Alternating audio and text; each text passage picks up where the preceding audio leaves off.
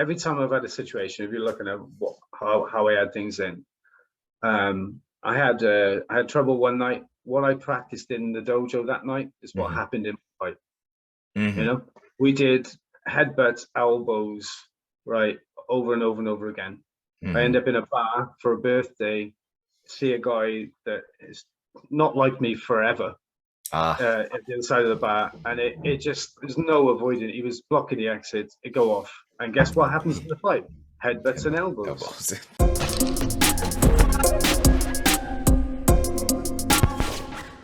All right, so we're here with Mal Sanchez. That's right. I got that right. Yeah, okay. Sanchez-Jones. So yeah, Sanchez-Jones. Yeah. So my wife's Sanchez, I'm Jones. So we got the double barrel. That's awesome. That's awesome. So Mal Sanchez-Jones, or Kudo Mal, as you're known by. You got it. As a few other people, right? So can you tell us a little bit about yourself? Everyone knows that you're into Kudo, but like, who are you? Well, it's really, I'm a parent, number one. I think that's, now I'm a full-time martial artist. So, but you know, the last sort of 20 years, I've been in the sort of education and youth sector, specializing in sort of behavior of I would say adolescents more, of children. So those that are struggling in the school system. And actually, I worked, the charity I work for was on a farm. So, and most people don't know that one either. So it's basically looking at like animal therapy, you know, so using animals is the vehicle for behavioral change through those emotions. So, and then obviously the beginning of the lockdown part of COVID, I was kind of pushing for to be made redundant, so I could take the same sort of model and use martial arts as the vehicle for making change in young people's lives. So that was kind of my background. This was my main role within that, would have been safeguarding as well as delivering sessions and things, you know, in fitness. So I'm living the dream. So I'm offering the martial arts side of it now. So got three daughters, big age difference between the kids. So I've got kids in their 20s, and I've got a 2-year-old. So with my new my wife. So it's a very big jump there. It's a really big jump. Yeah, proud Welshman. Besides the the whole martial art thing from being a kid. So started in judo, moved to karate.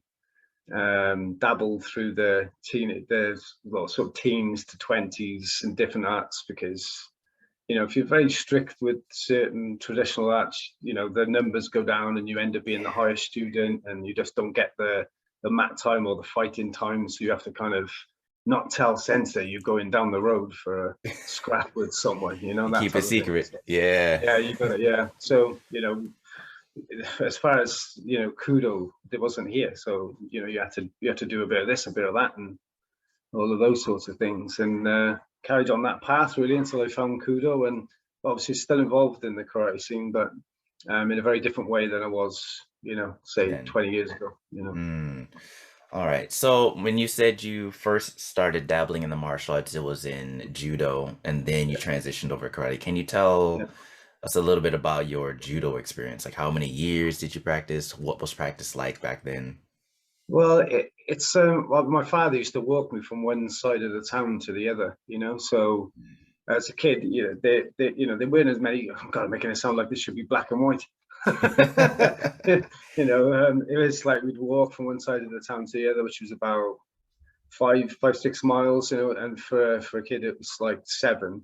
5 miles there, 5 miles back, and then you had to have this kind of full-on physical experience in the judo, and I loved it, to be fair. The rolling and all of that type of stuff was great, but I always felt like the bigger kids would just manhandle, I mean, as a martial art, do you know what I mean? You know what it's like in any martial art. You've got the kids with no skill and just kind of manhandle you. But the biggest thing for me was I've got eczema, so my hands, for instance, were quite badly cut when I was young. So gripping would have split the skin, and it was really, really quite hard. And then obviously the gi being pulled around and rubbing on the neck, just chafing and stuff. And I think I was rebelling against it because my dad wants me to do it so bad, you know. So there's all of these kind of negatives. So and I couldn't. I see these big judo guys, and I thought, well, I'm not massive, so I'm never really going to be like them, you know. I look at my dad, who's up in the box, thinking he's really small. This guy's massive, you know. But my friend took me to karate, where I was taken to judo by my dad, if that makes sense. So I went with my friend karate. It's a bit different. So was that kind of something done in secret, like your dad took you over to judo, and with your friend you kind of secretly went over to karate? Exactly how it was, because I used to sneak out my window. We had like a balcony underneath my window, and I used to jump out and go with him. When they found out that I was doing karate, they said no, because as far as they were concerned, it's two things in these pajamas. What's the difference? You know, if you quit one, why are you doing this one? You know, it's like, so lucky enough, my instructor was teaching as part of a youth scheme as well. I think maybe that's why I steered that way as an adult, you know, to try and give back a little bit. So I didn't pay any like subs for months. You know, I don't think I paid my annual fee either, to be fair. That is great, especially as a young kid actually getting into karate. That was my experience as well. Wow, cool. So like I'm an English teacher in Japan, like not like a great English teacher. And I started practicing karate when I was in high school, and the math teacher at my high school is the one that I started training karate under. And so I feel like I can see like the parallels between your experience between youth, working with youth and becoming a martial artist, working with youth and becoming a martial artist, because like the senseis had such a strong influence on us. Yeah, definitely. Yeah, definitely. And also didn't pay any fees in high school. Well, if you're a good student, right, and you do as you're told, then you know you kind of have that privilege, don't you? You become a bit of a favorite. So yeah, and so it was really nice. I think both of us practiced traditional martial art styles, right? Mine was Okinawan Goju Ryu. I'm not sure what your karate was back then. Well, I was learning two systems. That was the problem. I was learning two systems in parallel. So I was learning Shotokai through basically a Japanese direct student of Kyokushin Funakoshi, of Master Harada, who moved from Japan to Wales, right? So, but if you look at Shotokai, there's no contact in it. It's a very like, it looks like an Aikido-esque sort of karate where everything's evasions, and you know, and some of the stuff they put online is, I mean, I've never seen any of this. Don't forget, I was being taught, you know, person to person. There was none of this kind of finding random videos of Master Harada kind of stopping people in their tracks with his kind of presence and things, you know, and you're like no, because I mean, I don't always kind of raise these things, but the fundamentals of evasion, you know, within striking is very, very good. So I found that brilliant, you know. Yeah. And the actual style that I was being graded in was Karate Budokan Internationals, which was a Malaysian influenced karate. So that lineage was Toyama.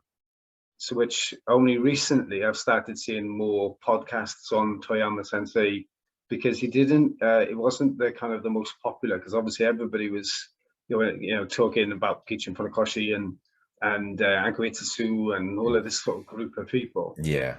Whereas in Toyama Sensei was one of the biggest and influential, but then his kind of offshoots will go into Malaysia and places that weren't as popular. So Master Chu, who I trained under via Karate Budokan International, he came to Wales, to St Athan, the last time. I think it was the late 90s before he passed. Okay.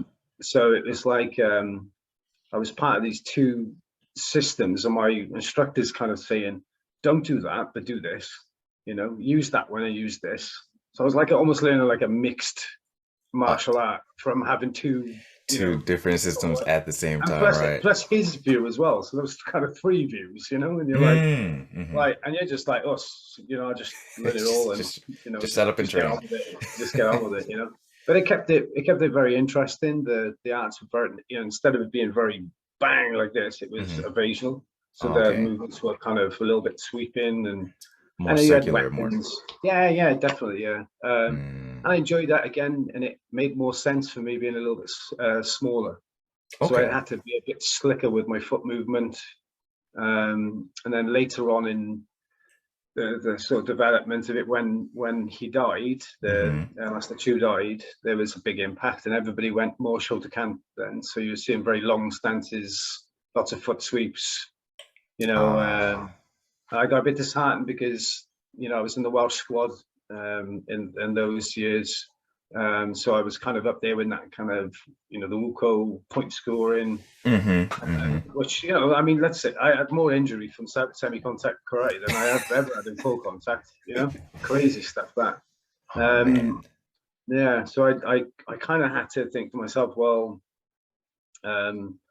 this is not going to go to the Olympics, because I was in the squad then. I was hoping to go to the Olympics in the late 90s, and it didn't get chosen. And then it was like, I'll probably get in trouble for this one though, but the guy who was the head of the style in Wales said to his son, you go to university, Mal, you should go to fight and try and get the sports money. And I'm like, hang on a minute, you're telling your son to go on to college right next to me. You know what I mean? I'm like, no, I don't think so, mate. I'm going to uni, So I kind of withdrew then from the semi-contact and just really focused a little bit more on the kickboxing. I carried on practicing the karate and the katas and all the rest of it, and kept everybody involved, because tradition is really important. I was kind of brainwashed that way. You have to keep everything, practice everything. Can't change it. Like, keep it the way it is. No, you got it. So, and I was right up to about 1999. That was. Okay. So that was a number of years where you transitioned. So it was a start with judo, which you really didn't have a very good experience with, to be completely honest. Actually, do you know what? I think back at it now, I think it was actually a really good experience. I just didn't think of it that way. I was too young, Okay. And so,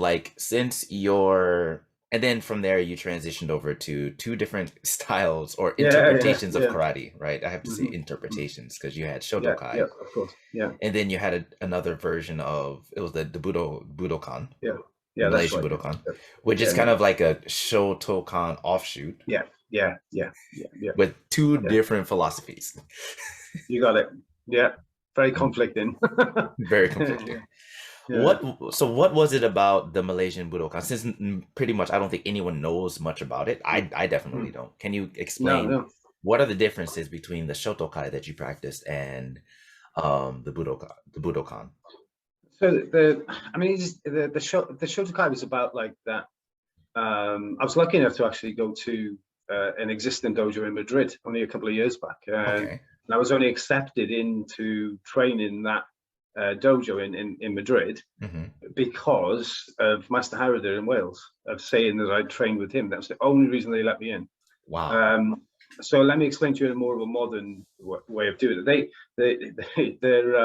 The Japanese instructor that's there, he's one of the only people still alive, that generation. Again, another student of Gichin Funakoshi. So if you're in Madrid, go there, because this is a beautiful dojo, very Japanese, with very, very traditional setup, and even when he's teaching. So do you imagine like in a Shotokan type of way of doing it, you'd be in like a yoi position, and then you would either step back into Gidanbarai or you step forwards. And then if you were going to step into a long Zenkutsu front stance, you would lunge into the point and you'd stay there with one. They can cover 2 or 3 very long front stances in a sweeping step, and they could cover your ground and hit you, right? And most people think, oh, well, that would never work, right? Now, this is when I've been in Kudo, and I used to just rocking up people's gyms and dojos and spar with people. These guys could cover ground ridiculously quick, and they use like the old knuckle, the ipponken. Yeah, you got it, and extended like that, not like this, like that, right? So they go step, step, step, and then they hit you.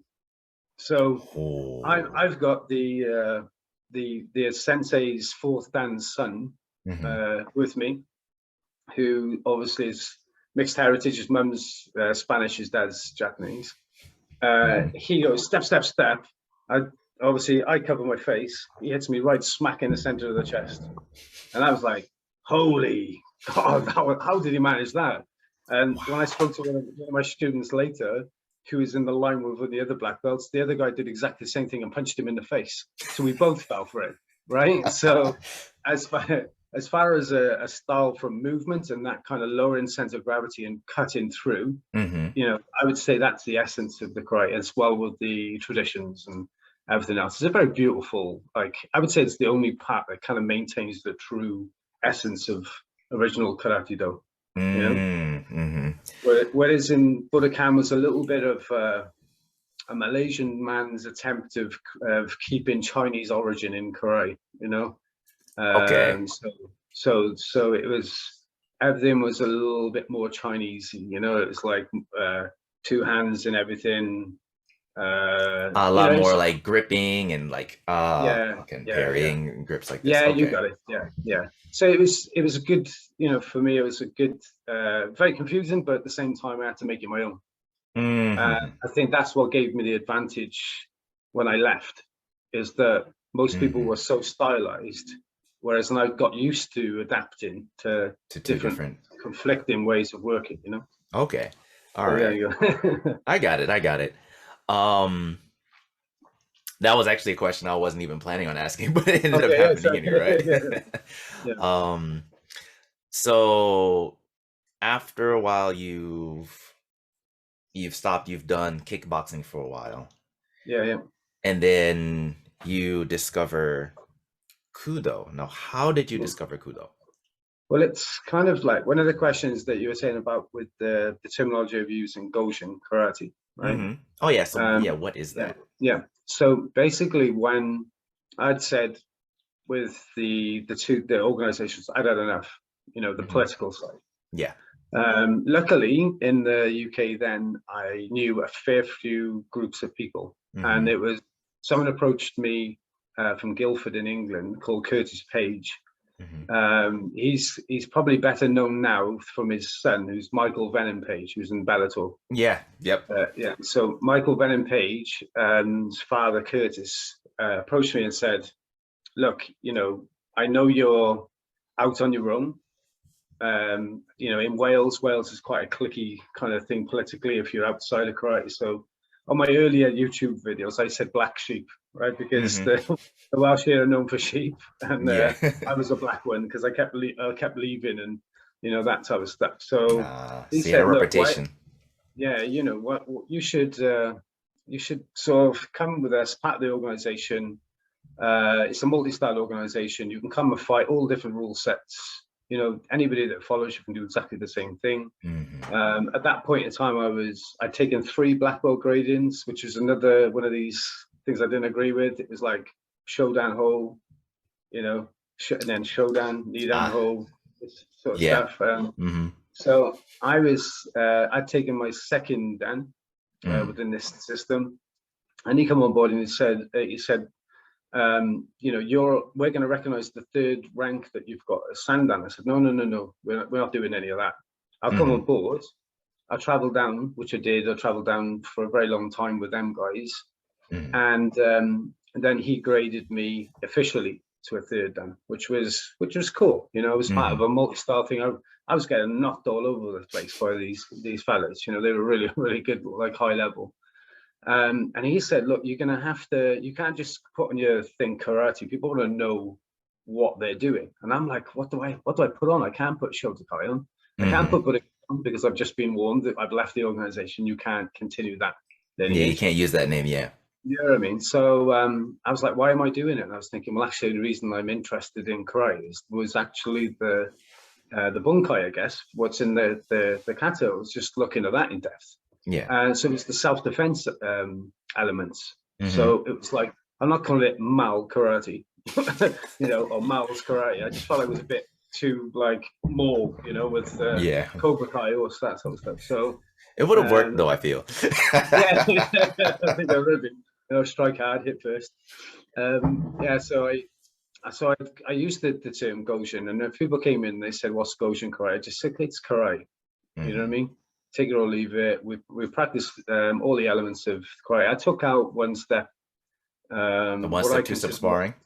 I took all that out. It was we practiced the kata, but it was in a way that we weren't like a kata factory, so we were trying to learn 30 like I know about 35 katas or something like that. You And have to because of Shotokai. They have like yeah, 20 kata. oh, it's ridiculous, And I was thinking, how many of them do I actually know the applications to? And so I did a lot of like, research at those times, traveled wherever I could, picked up a hell of a lot of bad applications. Yeah, that And happens. it helps you, that's how you got to find out what the good ones are, right? And then they basically I think it was, I wrote a syllabus for Kyokushin Karate at the beginning. It was a bit raw. It was a bit like the two of them. And then I started binning off those sorts of things. And then I wrote a really good syllabus in around about 2008. And then people started paying attention to it because we were, the basic ground that we were practicing was under the guise of like more like a wrestling, like a Tugumi type way of doing things. I saw that on the website, so I was like, oh, that's interesting. Yeah. So I'd read quite a lot about how they went about doing that and how Tagumi influenced sumo. So I was getting in so I basically have got a lot of people in there I knew. It become a little bit like a fight club. And then, we just kind of started getting rid of things that just weren't working so well. And then I went to Pakistan and got some head guards made. If you need anything, go to Pakistan. Yeah, you got it. Yeah. So the visors, this part missing. Yeah, I know those. And, so we'd practice like Kion, and then we'd practice kata, and then we'd fight. And we'd made sure that we put a good proportion of the fight in it. And what it did is it changed the dynamic in my class and the type of person that would want to practice. People were starting paying attention to the applications that I was teaching people. Local instructors were starting to kind of steal bits of that, and I was like, we must be doing something right. If they're stealing it, yeah. Yeah.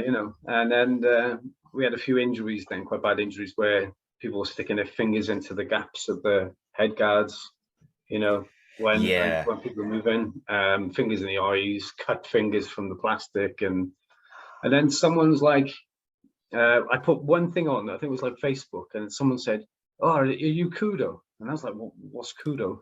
And then they were like, same, right? You wear a gi and it's a head guard, and this guy's going a full ramble of Kudo. And I was like, no, never looked at it. So typed it in, found it. It's like, holy, wow, this is crazy stuff, And so I was like, I've got to get my students in there to prove that our karate is like legit, Not interested in Kudo as an art. I was as a platform. As a platform, yeah, somewhere I can just put my students. So, I was contacted a guy called Mohammed Anis, which is obviously it was in Slough. I've seen. Yeah, so it said to him that, I'm kind of interested, and he could have. I think it was down to broken English. I don't think he fully understood that I was only interested in putting some people into fight. A very very polite way. I was just like, oh, right, okay, and just going along with it to find out, and basically, I didn't fall in love with Kudo here in the UK. I fell in love with it in Rennes, in France, at one of the international seminars. Because you actually had the chance to experience the Kudo there. It's completely different, right? And it was good because I'd turn up there and being a high grade, and everybody's like wants to take your head off because want to test their metal, and you're like in a structured karate, it's like you're a black belt, all the beginners are running the other way, right? Yeah, it's like, nope, we don't want him. In Kudo, they're like, we want some of that.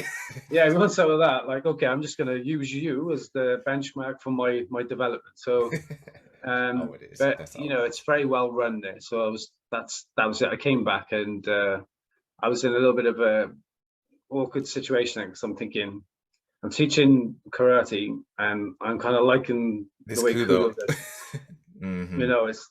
There's something there. And then obviously my dojo name was born then of Kyokushin and Kudo Academy, because the way I look at it is I ditched the karate part of it in the name, because self-defense is a big part of Kudo, isn't it? So it is. there's it's not harmful to have Kyokushin to remain there, and I teach it very differently now than I used to. So I feel like how you discovered Kudo is kind of similar to how I discovered Kudo. Yeah. I didn't have there was like no one in my area, at least that I knew of at the time, that was doing Kudo. But I had practiced karate and some Muay Thai, judo, and a bunch of other stuff going up until my time in uni. Yeah. And then I joined a martial arts club and I started my own class. All right. Okay. And so pretty much along the lines of what you did and where you created your Goshin Yeah. karate, I had Yeah. my own Yeah. like Goshin jutsu class where I just Right. combined Cool. like the Yeah. kickboxing, the sanda, Yeah. Yeah. the goju ryu and judo and all the stuff that are practiced together Yeah. to create like this class, with also using some of the kata forms for some Okay. of the bunkai that I kind of Yeah. like Yeah. figured Yeah. out on my own. Yeah. And during some of the research that I did online, I found videos of Kudo. Right. Okay. So I had already had this image in my head of what I wanted my class to be, and then I saw this video, and I was just like, "What is this?" Is Yeah. the aha moment? Is that aha moment that Yeah. everyone has? Totally. Totally. Yeah. Yeah. Totally. But it wasn't until years later, me coming to Japan, where I actually had the chance to actually train in Yeah. Kudo. So for me, it Okay. was a little longer Yeah. Yeah. of a Yeah. turnover, but that is crazy how people discover Kudo, and our experiences are pretty similar. Yeah. Um, Now, you said that the way that you approached your Goshin changed after incorporating Kudo. Can you explain a little bit about that? Yeah. Because my Goshen syllabus is really big, right? So, and obviously, when you're trying to map out a learning scheme of work, so like obviously the same sort of way as if you're teaching in a school or something. Yeah. You work out, you're thinking that if we're going to have, obviously my syllabus is Kion, this is in the Kai, Nagawaza, Kansetsuwaza, Niwaza, Kata, and then Oyo or Bunkai, and then the Kumite, right? Okay.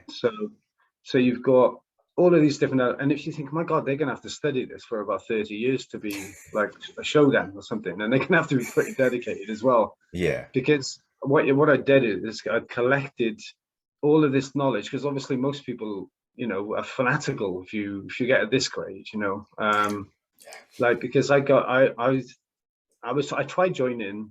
I gotta be careful what I say with this one as well, but I tried joining. I can cut it out if you make any mistakes. No, I'll leave it in. Peter probably won't watch this anyway, but Peter Constantine, who's the head of the WCA. I'm a part of the international branch. No, there we are. See, so oh shit, you might watch it then. So yeah, well, I tried joining when they were huge, Jeff Thompson and that was right at the beginning when I went with Curtis Page, and it was very much they pretty much just ghosted me, I was wondering, because you mentioned like a bunch, like you joined the dojo with a bunch of like really good guys. I'm like, was it like the British Combat Association guys? That sounds so So I was kind of just, at that time thinking, like, because at the end of the day, Curtis had international standard. He was phenomenal, and obviously that's rubbed off on the majority of the people he's taught, and including his son, So I was like, I've got to get involved with them in some part. So that I did that a couple of years ago now. So I'm obviously part of that organization, and Peter. Obviously as with time, I'm 45 now, so it was like my instructor retired from the karate, even though I kept him in the background with the Goshin. He was happy just to come along and be like my mentor, I guess, more than anything. And then when he retired, we had it because Master Harada didn't believe in anything above fourth dan, because he said his instructor wasn't, so how could anybody else be? It was that sort of thing. So there was the honorary grade was captain fifth dan and no more. So no sixth dan, seventh dan, eighth dan. When I came on board with Peter Constantine, he said, "You, if you're going to come on board, you accept a sixth dan."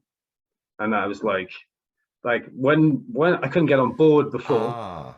Because of the amount of experience that you had accumulated over time meant that you were not, in his eyes, you weren't the level that you were much higher. That's what that means. You got it, right? Okay. So I've got this guy that didn't accept me originally.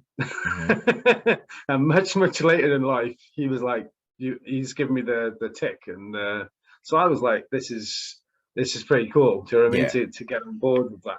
But and so I had to send in my syllabus and all the rest of it. And again, there was no critique on that. It was brilliant. But then I thought, well, how can I be as passionate about Kudo and still have this humongous syllabus to teach to people if they're going to follow karate, right? And then I thought, well, actually, in the karate, the throw-in is the Teiwaza set of judo. Because let's face it, if you're going to argue, look at majority of kata, it's all the Teiwaza set. It's all throwing.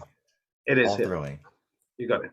So if you look at the conversation between that time between Gichin Funakoshi and the main man himself, Mr. Kano, and that conversation at that time, and all of a sudden the Teiwaza's set is introduced into judo, into the Kodokan. That's a bit suspect. So it's like some people will also argue that they already had like judo, which was jujitsu before it became judo. Like they collected a number of newaza and tachiwaza and atemiwaza from different jujitsu sets throughout Japan. They kind of accumulated all of those things. Yeah. And so like it's not a far cry to see that they also accumulated some of the things from Shotokan, like the atemiwaza and some others. Yeah, it's going to be, I think whatever happened in that conversation, there was crossover, wasn't there? No, there definitely was. Yeah. And, the way that, like, I practice sort of like shoulder throw, for instance, or hip throw. My hip throw is more like a cross buttocks throw, and my shoulder throw is more of a rotational throw rather than the way you would technically do it in judo. So obviously I'll tick the box if someone's looking at me and expecting the judo version, then obviously I'll just hit up the judo versions the best I can, and so I was looking at this and thinking, well, there's no point in if my students are turning up all the time and they're studying both arts, there's no point in assessing the throw-in from a karate point of view. It's pointless, just waste of time. Just they're doing it all actively during kumite in the Kudo. So that's tick the box as far as I'm concerned, the strike it, all of that type of thing. So it just leaves with karate, like the way I assess it now is that it leaves the kion to assess, and then you've got to look at body movements and mechanics from that, just theoretical parts. And I basically leave a lot of the, obviously you do katas for certain grades. And then it starts with one kata, and then it starts getting more and more. You're going up to the top end, like a learn ridiculous amount of 30, like 15, 16 kata. Yeah. So I've just left it to a very basic number to Shodan. And it doesn't start until the third grade in. So so it gives people a chance to look at kata for longevity rather than it being about actually you need to know, because nobody, like, as a teenager, I was getting my ass kicked in school. Kata helped me, It's like it's learning how to punch, kick, move, and protect yourself.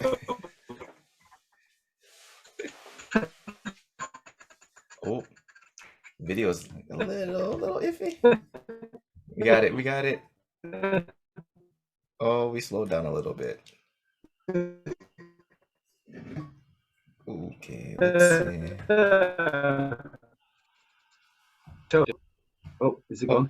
Are we there? My connection is a little unstable. Hold on. Is it my end or yours? I think it's my end. Oh, okay, we're back. Okay. Okay, yeah, okay, we're good. Are we back? Yeah, we're back. Okay. It froze and it got really weird.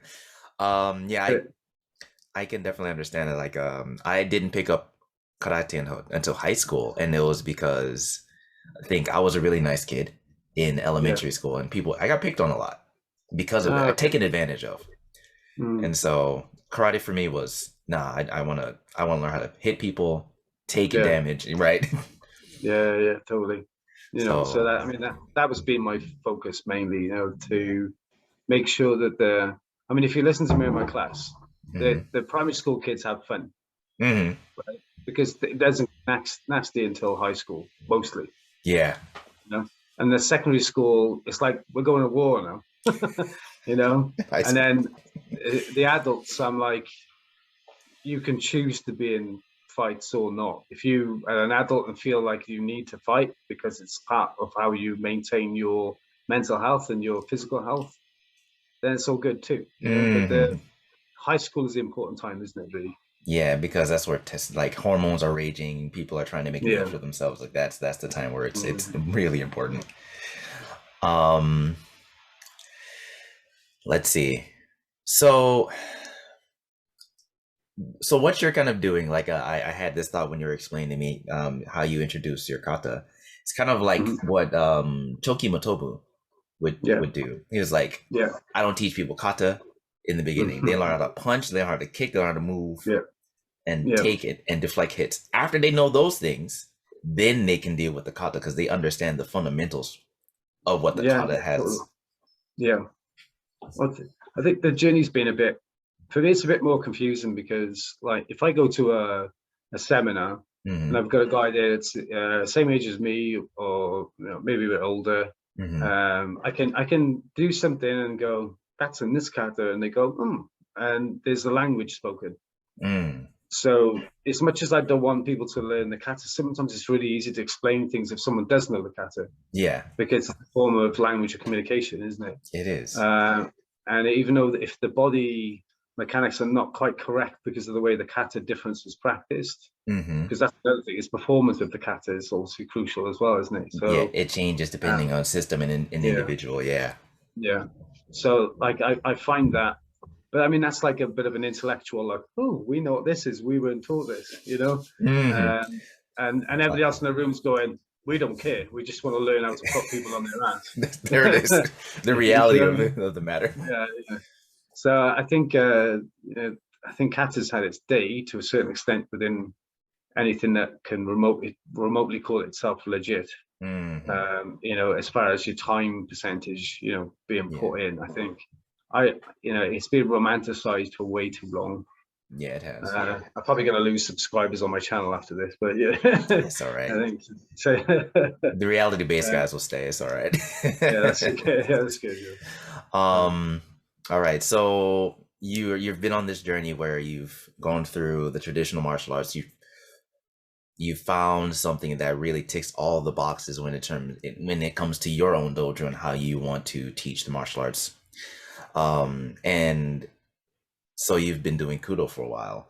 Now, Yeah. have you I know you've competed in the worlds in Japan. No, I didn't Oh, compete. I was one of my you're with students. AJ. Yeah, AJ. yeah, AJ. Yeah. Um, now, what was it like competing in Japan and competing in Japan against like two of the powerhouses of Kudo right now, like Japan and Russia?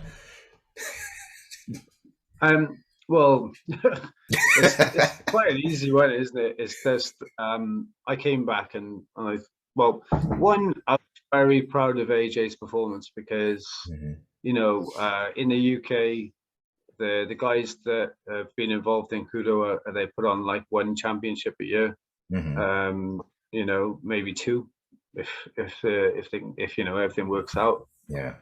Um, and then, so to go from only competing like at a grassroots level to go Hmm. into one of the biggest stadiums like in Japan, and then watching athletes, because let's face it, like at the time, AJ was training say 3 times a week, you Hmm. know, Yeah. to get on the stage on that level, and the Japanese are just very technical, Yeah. and you know I think in some ways that's why the Russians get the edge on them, because it seems that they won't step beyond that.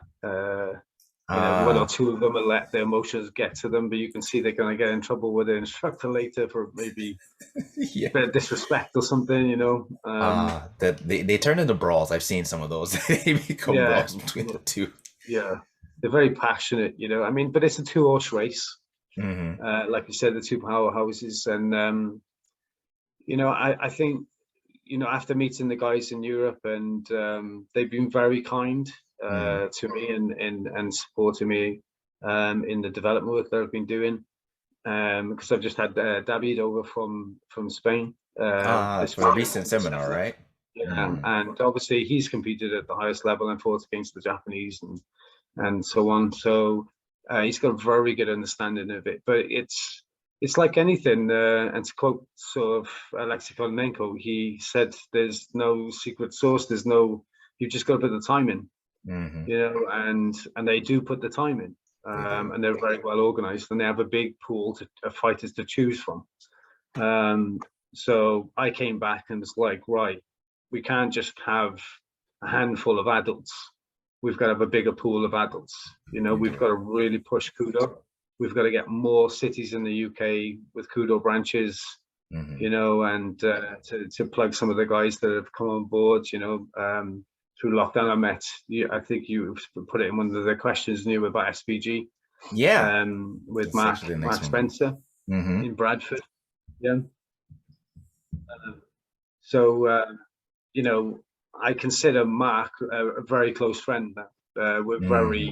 We're from polar opposite ends of the spectrum. You know, as he kind of come into martial arts from pretty much having to learn everything and fight everybody. Mm-hmm. You know, do it that way, and to look at formalized martial arts like Kudo. You know, which with the etiquette and the Japanese foundations and stuff. Yeah. So like his guys, even though I've been pushing really hard to try to get more of the combats, the guys fringing on combat sports and some of the more practical karates and that, trying to get them over, been quite hard work, you know, to try to get people more interested in it, because if you're only sparring 5 or 10% of your lesson and you're in survival mode, it is a jump, you know. Whereas in the guys that are doing MMA, Mm-hmm. you know, there is definitely a culture there that people don't enjoy about MMA, and they Mm-hmm. like traditional arts and just wish there was something that would A little bit more, right? Yeah, I see you know that. what I mean? I do. And you know, Mark's gym is in Bradford now, is Kudo Yorkshire, Mm-hmm. and they've got a very high standard of student there. Good. They literally just step across and learn more about the art and the style, willing to travel. You know, That's good. and I started BJJ with them because, like, Nice. yeah, I've been, you know, obviously you can't do Kudo and not know the ground. You need to So know the ground game, yeah. you know, it's not I'm inexperienced. It was my approach to the ground is different. Mm, I like to be quite, you know, trained to be quite dominant because we've only got 30 seconds. yeah. And prior to Kudo, that's how I had that rule anyway. It was fight to the ground, get back up as quickly as you can. You know, if Mm-hmm. you can't manage to get back up, so it's again, it's that self protection Yeah. Don't stay ethos, there isn't too it? long because it's gonna be dangerous for you. Yeah. Yeah, that's right. Yeah, Okay. So you're hoping that in also this increase in like the dojos, especially since you just brought on the SBG branch, yeah, one of the SBG yeah. branches, they're Mm. hoping that you can also increase the athlete pool for Yes, Kudo in the UK so that you can compete or you can yeah, start to increase the yeah, level or the quality of fighters that you have to fight at the national at the worlds yeah. in And Japan. it's the only way to do it. I mean, and that's just within the UK. So, Mm-hmm. you know, Anis was here anyway, and you know, before around about that sort of time, Neil Holden was involved, who's in the north. You know, Neil Holden's, Mm-hmm. you know, what we consider the godfather of MMA. You know, Yeah, in yeah. a very, very well respected, very, very good fighter. So a guy called Neil Holden is at Warrington. He was a Kudo black belt as well. Mm-hmm. He's sat on the outside, and he's probably going to watch this, and you know he's still involved in Kudo indirectly. So, but the actual official KIF branches, there's 6 now. So Mm-hmm. you've got Fazil, who's in Kent. Mm-hmm. You've got Sirajas in Liverpool, Mm-hmm. myself in Wales, now Mark in SBG, Mm-hmm. and there's one opening in Hertfordshire, a guy called Gary Hobbs. Okay. He's going to be, I'm going down to help him at the beginning of April. I think he opens his branch officially. Oh, that's Um, nice.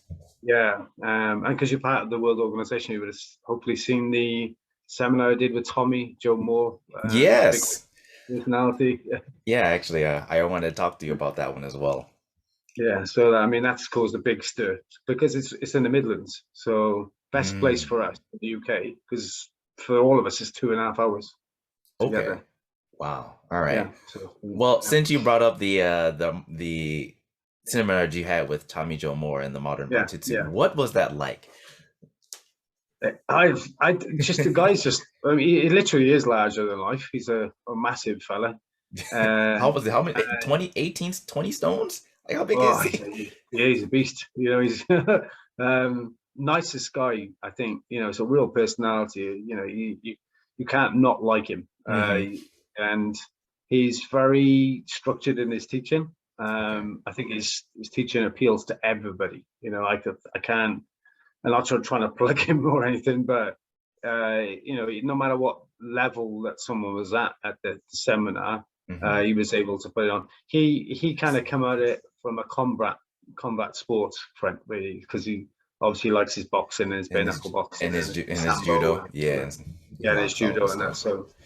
So he taught a lot of kind of contact work, which I think was really good. Like using the hand to real make contact with someone before you grip them, rather than trying to Mm.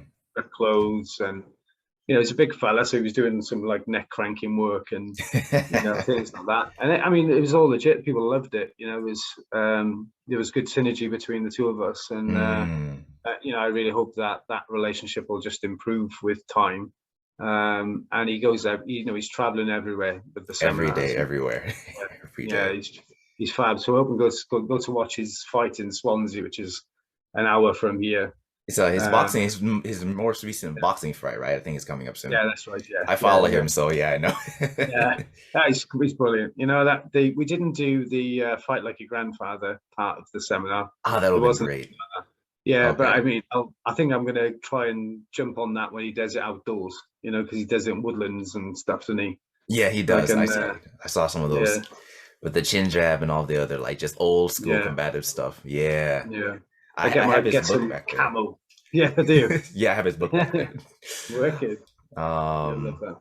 he's a great stuff, and I like a lot of his stuff with the modern combatives, especially. Yeah, Mm, and so I yeah, think it's very good. It's a good. good combination with traditional martial arts and even modern martial arts as well. Yeah, yeah, exactly. I mean, and that's where he puts it across. He talks about percentages of being a combat sports martial arts compared to being a traditionalist, and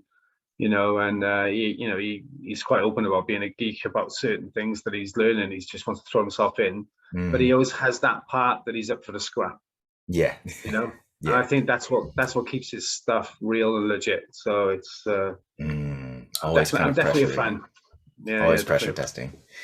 All right, let's see. So I have just like two more questions for you. Yeah, no worries.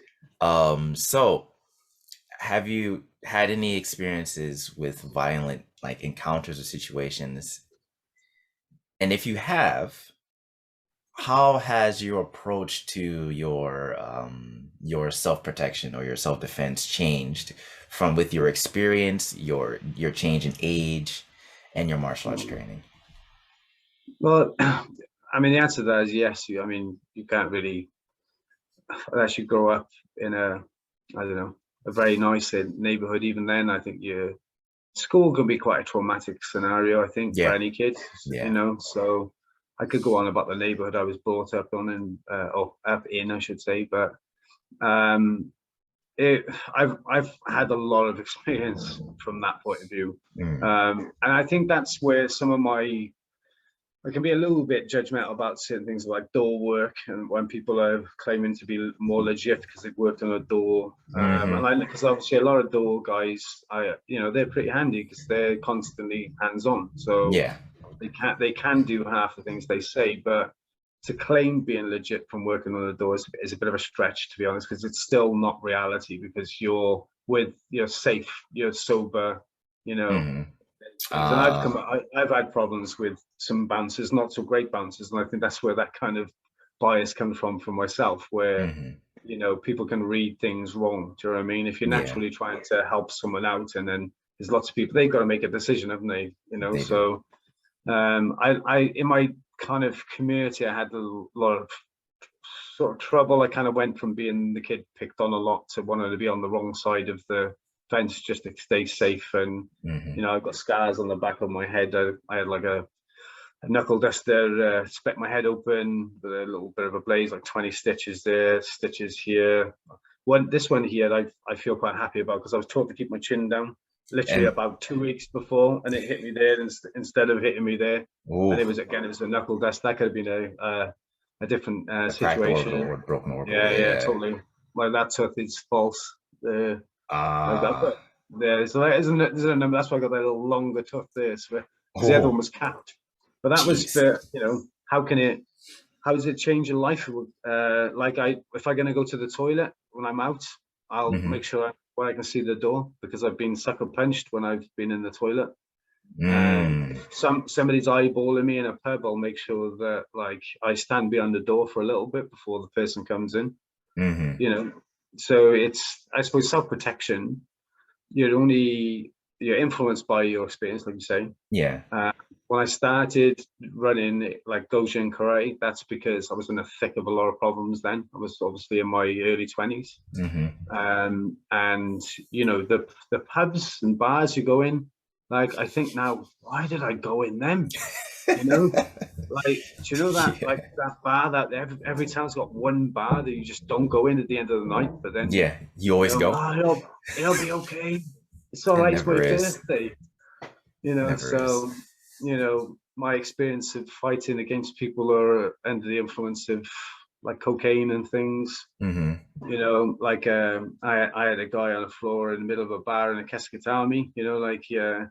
I gave my friend my beer and said, "Hold that! This guy's coming for me." It was that blatant. You know what I mean? The guy couldn't take his eyes off me, Ah, and yeah. so I restrained him, hold him there, probably 30 seconds, and then the bouncer comes, picks him up, and checks him out. But he was there 3 hours later, waiting for me at the Just end of the outside, night. just waiting. Yeah, just waiting. And I've carried on 3 hours more of my night, right? Mm-hmm. So I think if you simplified self-protection, it'd be like if you've got a gut feeling something bad's going to happen, It's gonna happen.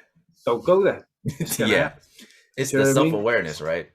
It's Very simple. it's situational awareness.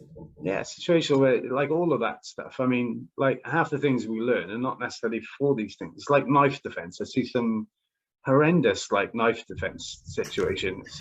Like I've been stabbed in my back of my leg and stuff. Believe me, this is a knife. I'm picking something up. Equalizer. Like a chair, something. Mm-hmm. To be able to get me to a door or something. It's not. There's too much romanticized TV type stuff. So It is. for me now, keep it simple. If it's not working, Check then well, even if you don't like people say, you could check it. But sometimes there's tradition is art. Mm-hmm. There's heritage. Yeah. Isn't it? Yeah, there is. Like sorry, go on. Oh no, so it's like there is tradition. There's like, and like I because I am a traditional martial artist and you are a traditional artist, like it's good to have the tradition, but it's there has to be a point where we understand that it's good to have the tradition, but it's also better to be realistic and clear-minded on what the aspect or what we are doing this thing for. Yeah, totally. Yeah, totally. Because I mean, if every time I've had a situation, if you're looking at how I had things in, I had trouble one night. What I practiced in the dojo that night is what happened in my fight. Mm-hmm. We did headbutts, elbows, right, over and over and over again. I end up in a bar for a birthday, see a guy that is not like me forever at the other side of the bar, and it just, there's no avoiding it. He was blocking the exit, it go off, and guess what happens in the fight? Headbutts and elbows.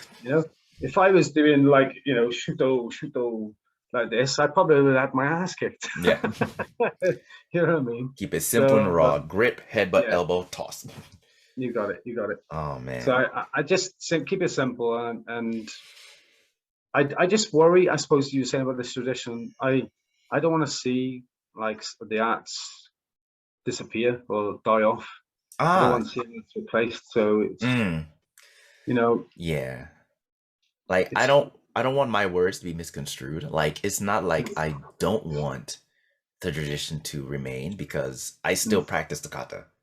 I do it for my own self-improvement, and I still find some benefit within the kata of the concepts. Yeah. And so those are the things that I don't want to die, but what I don't want is for people to be so, I don't want people to cling to it. Yeah. Well, I mean, you without. look at the way katas are practiced, right? Because Hmm. like things like like Yondan, Ah, Iriga, hmm. these type of things, they're quite raw. When you see the katas practice, they were all very raw, but it's like somebody's gone, I need to make it a bit more technical because otherwise people are going to learn that very quickly. And I need to be better. I need to be able to adjust people. I need to stylize. There's a lot of people have added that, haven't they? Yeah, and that's For what the the things benefit that's of what the cat, ruins it's it. their fault. Yeah. Yeah, it's just keep it raw, keep it ugly. Yeah. Yeah. Keep It's it not raw, a keep bad it ugly. guy. All right. So this is probably gonna be the last question. So Yeah. where do you see Daidojuku in the next few years in the UK and also around the world? Well, I think it's obviously with the passing of Master Azuma, it's had Yeah. obviously has a big impact. But it's had a positive impact, I believe. I think people Hmm. are more right. Let's do it. Something we were kind of procrastinating a bit, or sometimes you can get caught up in the politics of, like you say, about there being a two-horse race and all sorts of things. How do we do this? And Yeah. growth is. I withdrawn of going into Japan in May this year, so I'm not going. Yeah, you Um, mentioned that when we were yeah, talking before, and it's a yeah, little unfortunate. yeah. But I think the reason I said that, the main reason is that we need infrastructure. Yeah. Without the building blocks, it's only a couple of years and it'll be back around again. We're Hmm. talking the World Championships. Um, I hope within that kind of, let's say, 4 year period, that we'll Hmm. have a number of branches, bigger pool, Hmm. more competitions, more selections. I hope with the work with Fabrice in France, Yeah. and Jonathan who's in Paris, and David that's in Spain, that Hmm. we have more competitions so we can have. Because let's face it, if we're going to go to the States or we're going to go to Japan, it's a lot of money. Yeah. The junior fighters don't get the experience. So we're looking at adults, so we're being a bit exclusive. Yeah. So it's being more inclusive. It's only, say, £100 to get to Spain, Yeah. right? Now it's making it more achievable. It'd probably be £50 in fuel in a car, Hmm. you know, Instead to of go to like London. thousands of pounds to go to like Japan. You got it, right? Yeah. So we get the kids there more, build more knowledge about Kudo, get more interest, and it'll Yeah. just snowball. I really Yeah. do think that, if we can get, like, for instance, if the a European federation really does work for Kudo, Hmm. then you've got more federations, more crossover. Hmm. I don't see there being any other option within sort of martial arts for people if Kudo does get a grip, because Yeah. I think MMA has had their fancy time. It's like, oh yeah, UFC, blah blah blah. Hmm. I think most MMA gyms are looking for something at a kind of grassroots level to keep people involved in all of the Mm. arts, for something they can practice which is safe. Yeah. And Kudo ticks all those boxes. People want belts still, but they want It's but they want but a they want childhood somebody dream. legit. Everyone wants a belt. Yeah, that's right. And like, as much as the adults in the club say that they're not bothered by the belts, they They look want a happier than the belt. kids when they go. Of course they do. So Oh, yes. like they're walking around, they're pulling on the belts, like, I don't still care do what it. color it is. I Yeah. still do it. I'll stand up now. I've got mine on now. Yeah, so I think it's got everything, Yeah. at an amateur level. But we can't be at the amateur level if we want to win. Yeah. So, I don't think within 4 years where Europe's going to be anywhere near in the running.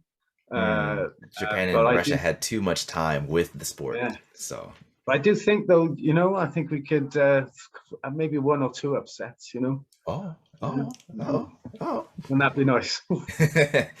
Oh Exciting. man, that's great.